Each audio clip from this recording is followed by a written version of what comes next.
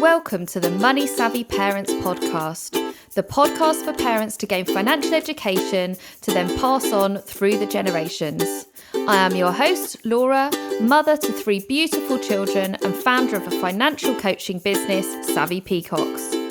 Let's remove the taboo from money together.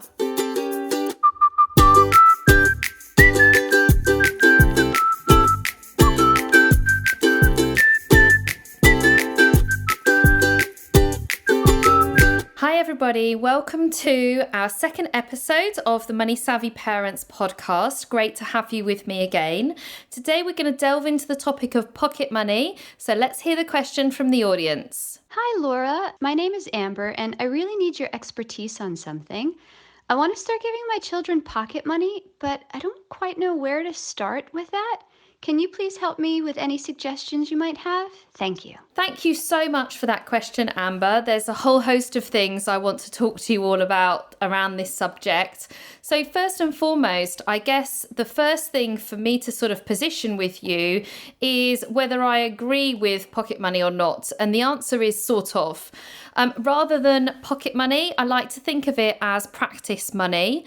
And the reason that I say that is because I think we've got to be really careful with the terminology in which we're using with our children.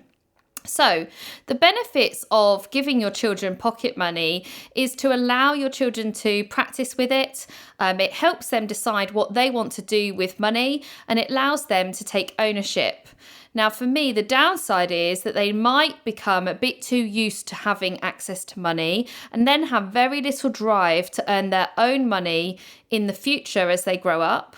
And they may end up wasting money if they're not taught correctly. So there is lots of things that we can discuss within this topic.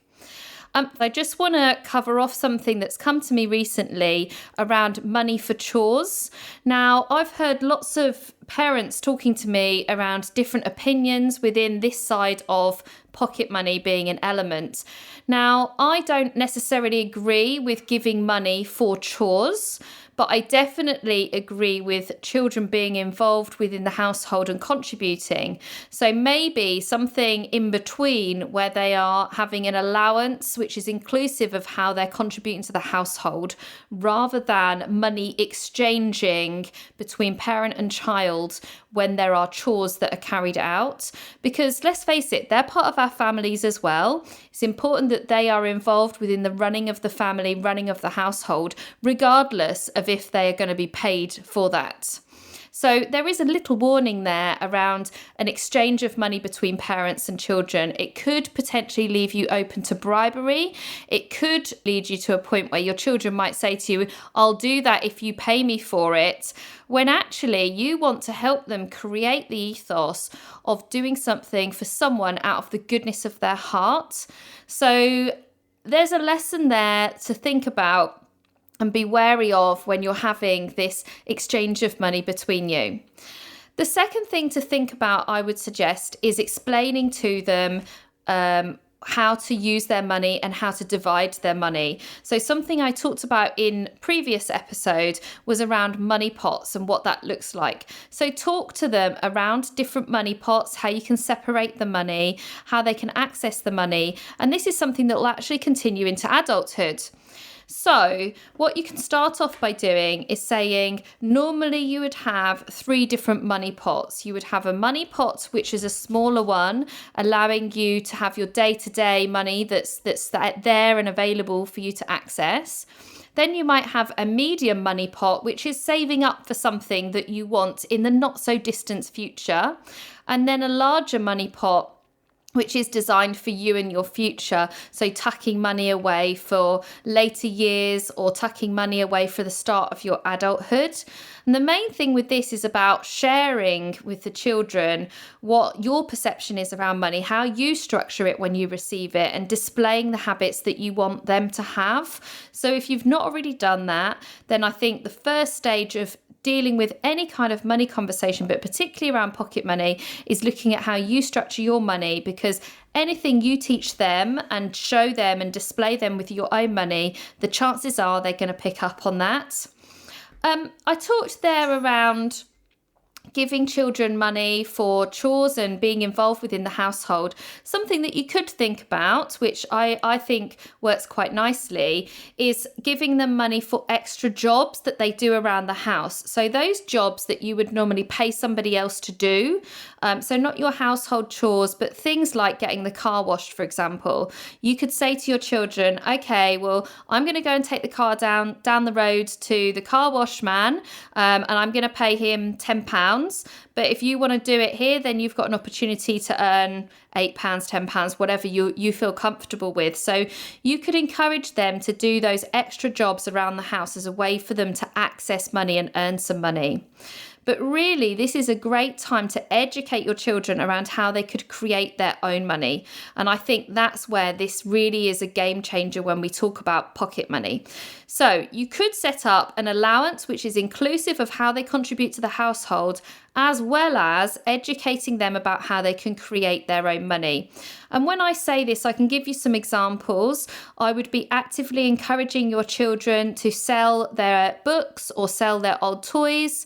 And actively do that, whether that be through showing them how you can easily do it through eBay or Facebook Marketplace, or let's go old school. They can stand outside the front of the house if you live on a housing development or where there are other families are, and it's a sunny day, they can get out there and sell as if it was a market stall. Or maybe even you could take them to a car boot sale where they've got an opportunity to sell their old books and toys, and then they can choose how they use that money moving forward. Another thing that my parents will remember is offering a service to the local community. So when I was growing up, a great way to earn some extra money aside from any kind of pocket money or allowance was to go around offering car washing to the local community and the local houses around us. So me and a friend went round, and I think it was £5 a car at the time. But if we went around and did that for half a day on Saturday morning, then we'd easily earn £100 that we'd split between us. So for us, it was great. We were getting out in the fresh air. We were offering a service, and we were doing something to grow our own and our own potential. And this kind of leads into my third point around educating children about how they could create their money. I think it's a great opportunity when you start talking to your children about money and pocket money and having access to it, is encouraging their entrepreneurial spirit. This is going to become even more important over the next few years, especially now that COVID's happened and people are approaching their work ethics very much differently these days. We're going to have more time on our hands. Maybe we're working from home. We're going to be open to having side hustles, which is basically like a business on the side of our 9-to-5 job. So you could look at encouraging that from an early age within children. And I've recently connected with a lovely lady called Cheryl Dodd. She runs a company called Biz Kids, where she'll take children from around age 7 all the way through and help and support them into actually starting a business and releasing their inner entrepreneurship into something that they're really passionate about. So when you're talking to your children about how do you want to look at creating more money for you, then offer all of these options to them so that they can decide. So the other thing that I've just mentioned there is about how they're going to access any money that they do have. So when you decide to talk to your child about money, think about how they'd like to structure their money and help them understand the options within that. And from age 10 or 11, I would suggest you can allow them to take control. Now, I know that you might be worried about trusting them with money at this age, but actually, if you don't trust them, how will they ever learn?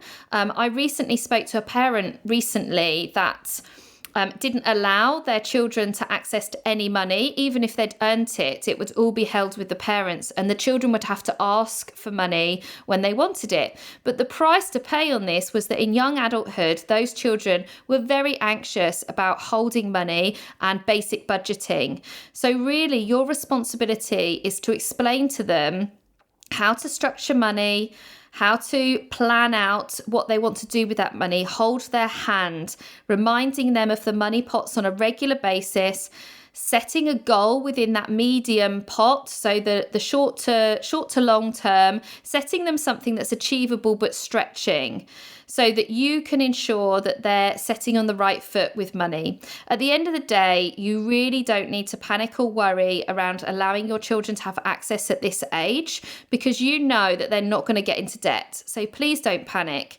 Give them the opportunity to take that responsibility. Maybe even taking a step further, a little tip from me would maybe give them the responsibility of paying for something out of their small money pot. So within their day-to-day small money pot that you're giving them, give them the responsibility of saying, okay, well, you have £20 a month within that small money pot that's available to you. But from that, you need to make sure that you pay for, let's give you an example of presents for your friends' parties. So if throughout the month you want to go to 2 of your friends' parties, then that's fine. But out of your £20 needs to come the presents for your friends to be able to go to those parties and gift to others. So there's lots to think about within there. And then lastly, the other element to think about within this subject is banking. Now, from birth right up to age 7, you know probably already that they can have a savings account in your name with them as a beneficiary.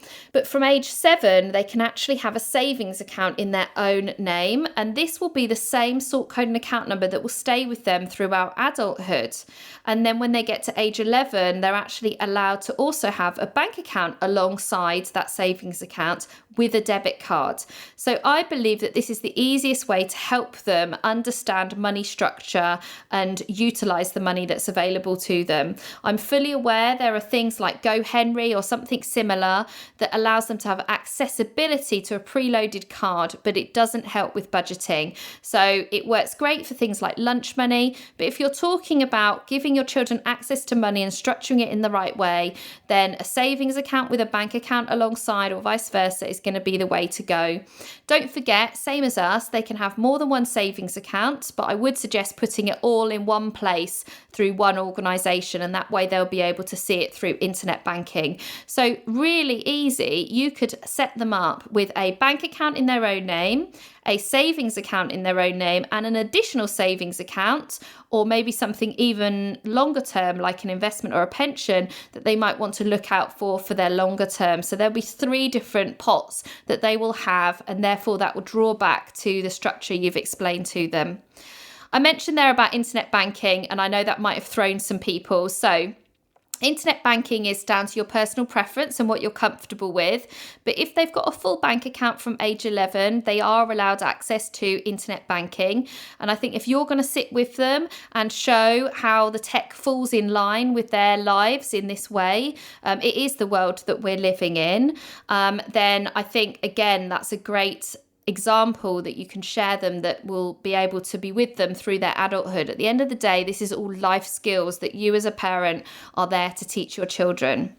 So in answer to your question, Amber, first of all, I would say take the time to educate them, agree on an amount and what the terms and conditions are, and hold their hand, allow them to dabble. Talking to your children about money on a regular basis and celebrating their success is what's really going to help ensure that you help create a positive relationship for your child with money. Thank you so much for asking the question. I really appreciate it, and I look forward to seeing you and hearing from you in another episode. Have a great day. Thank you so much for listening to Money Savvy Parents. If you enjoyed today's episode, then please subscribe and post your money questions within a review for future episodes. If you want to learn more, then please join my Money Savvy Parents Facebook group or club on Clubhouse. Let's remove the taboo from money together.